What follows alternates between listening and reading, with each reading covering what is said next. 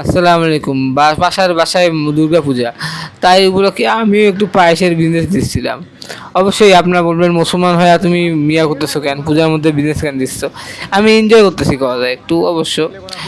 আর বাসার সামনে যদি এত ভিড় হয়, আর বিজনেসম্যানরা নিজের হচ্ছে কোনো সব জিনিসের ফায়দা ওঠানো হচ্ছে আমাদের কাজ।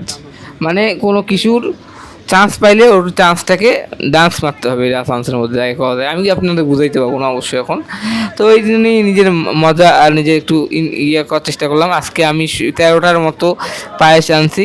ওর মধ্যে আমি 5টা বিক্রি করছি, আর 2-3টা আমি আমার ফ্রেন্ড সার্কেল আর একটু গরিব দুঃখীদের দিছি, আর আমিও একটু খাইছি। তো এই আজকের পায়েসটার টেস্টটা মোটামুটি চলবে। আর আজকে আমার প্রথম ইনকাম হইলেও করা যায়, হালাল ইনকাম। এরকম করে আপনারা আমাদের সাপোর্ট করুন। আমি আপনাদের অনেক ভালো ভালো এন্টারটেনমেন্ট ভিডিও দিয়ে ছাড়বো ইনশাআল্লাহ। আর এরকম বিজনেসের ভিডিও যদি চান আর আমাকে একটু কইবেন। বিজনেসের অনেক আইডিয়া আছে আমার। ও भाई मेहनत की कमाई, मेहनत की ये